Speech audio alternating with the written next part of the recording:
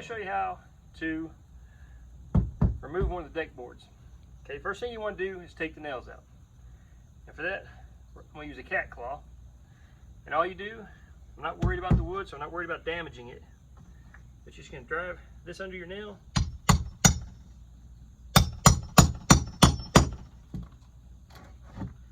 Pull that nail up.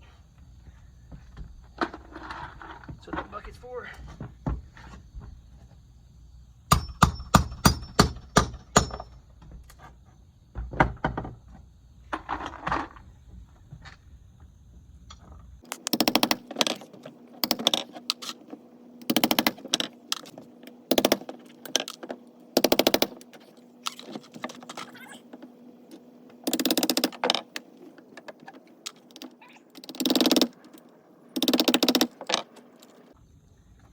That's why we're removing it. It's rotten. Part of it's rotten.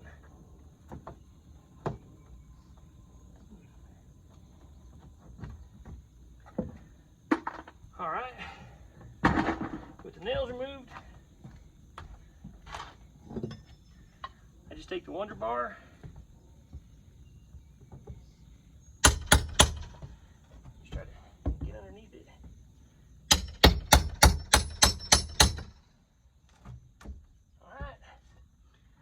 Got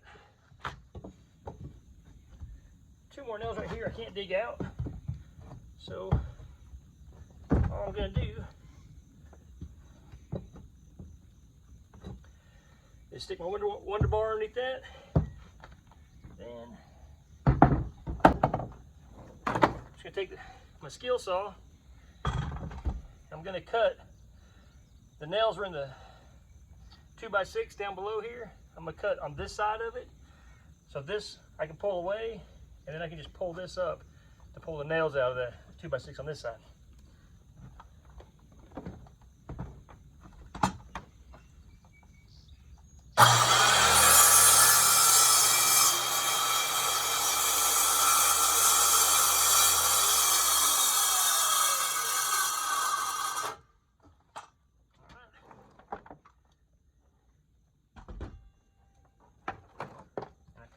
A little bit short because I want to make sure I didn't cut into this board I'm keeping.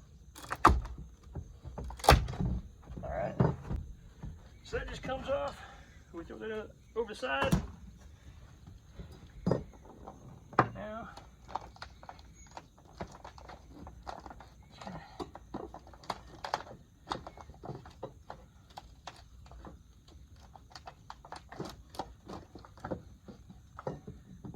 where's my hammer?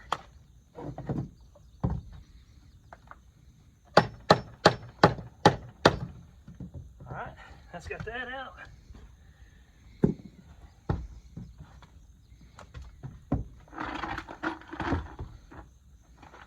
Use my cat claw again. Get these nails out, hopefully.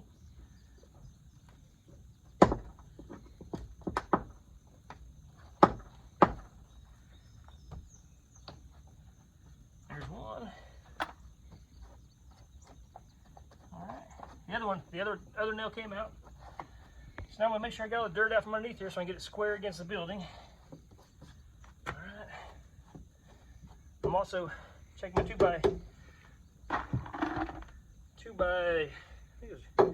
2x10s for any rot or damage. They look good. All right. I get my new board. Make sure I put the pretty side up.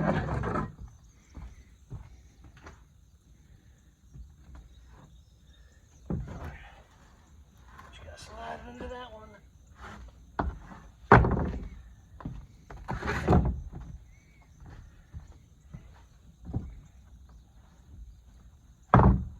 Actually, something I'm going to do first though, since I'm taking out this one, these other 3, I'll go ahead and break this other one loose, which my wife has already pulled the nails out for me, so I'm sure you get underneath it, except she can get those nails up there.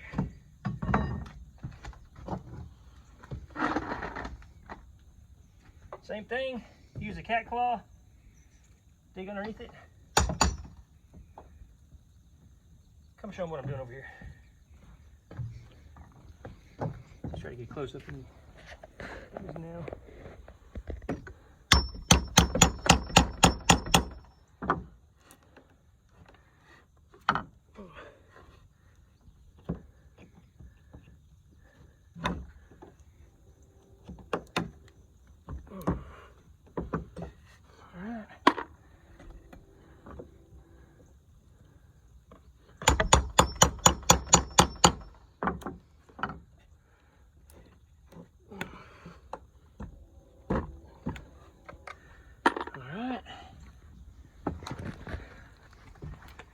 Same thing.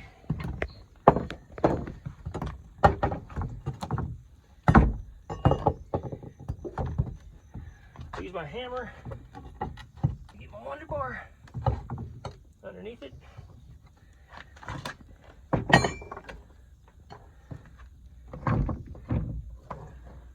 Plug my saw back in. Go ahead and cut this one out too. Being very careful not to cut this board behind. Actually, I'm cutting that one too, so it don't matter.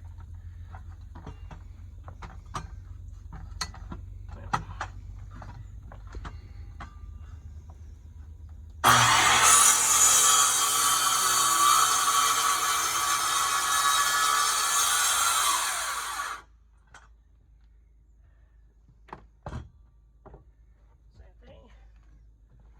Throw it over.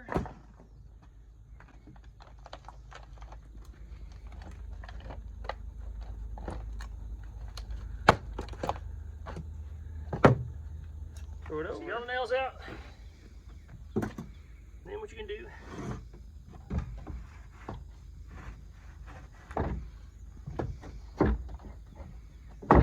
since oh, it's hot, we're gonna remove these two too. It just makes it easier to always have some more working space. So that's why I took this other one out. It just makes it easier. We're gonna take our hammer it all the way down. We're gonna make sure we're flush down here, which we are. Then we know we're flush. It's gonna take this other board. We're not gonna screw this one down yet, but we're gonna put it in place to make sure we got the spacing right.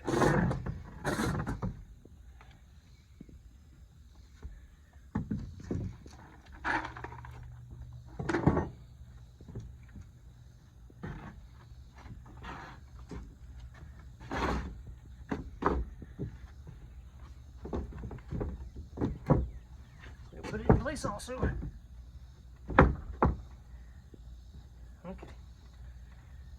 So what we want when we secure it, we want you to have a little space on both sides of the board, just to allow for contracting and expanding in the weather.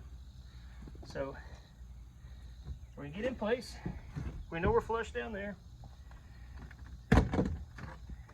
We got deck screws. Come a little closer just a second.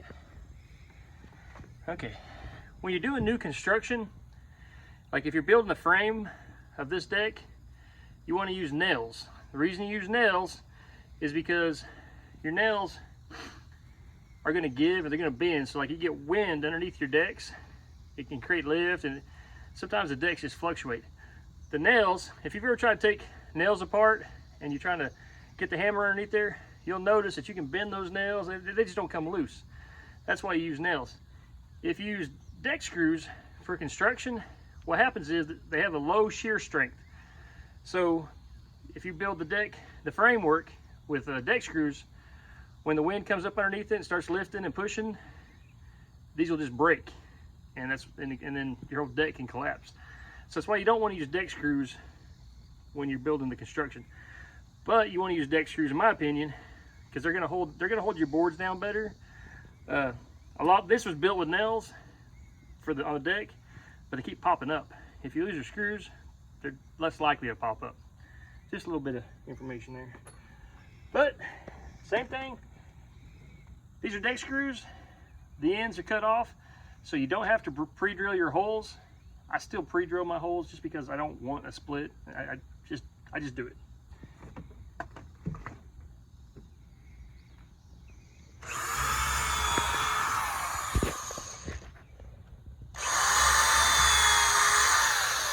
To help it to keep from splitting on the ends, you want to drill your holes at least an inch from the end, and that's going to help keep it from splitting on the end.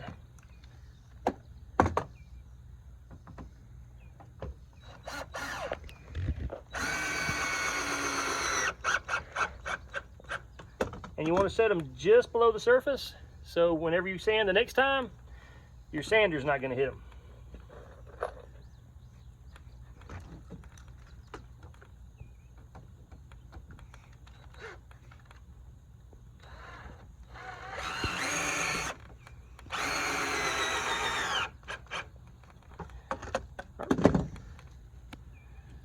All right, they're flush, and you're going to notice that this sticks out just a little bit further than the other ones. So what we'll do when we get done with putting all the boards in, if some of them are sticking out a little bit longer, we'll run a chalk line across this, and then we'll take our skill saw and we'll just cut it. We'll just cut them off, so they'll all be the same length. And that's basically it. And you're just going to find this. You just find your other nails in the boards, and that's where you can drill your holes. There's a pretty big gap right here, so I'm going to use the Wonder Bar to kind of push it a little bit closer. That's another reason you want to have this board in here. Even though I'm not ready to nail it down, it helps me find the gap. So I got a little bit of gap on both sides. Same thing, pre-drill 2 holes.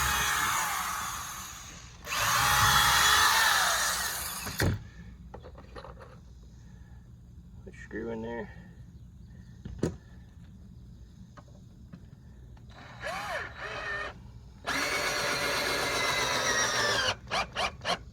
All right, nice and flush. You got a little gap on both sides. That's all you do.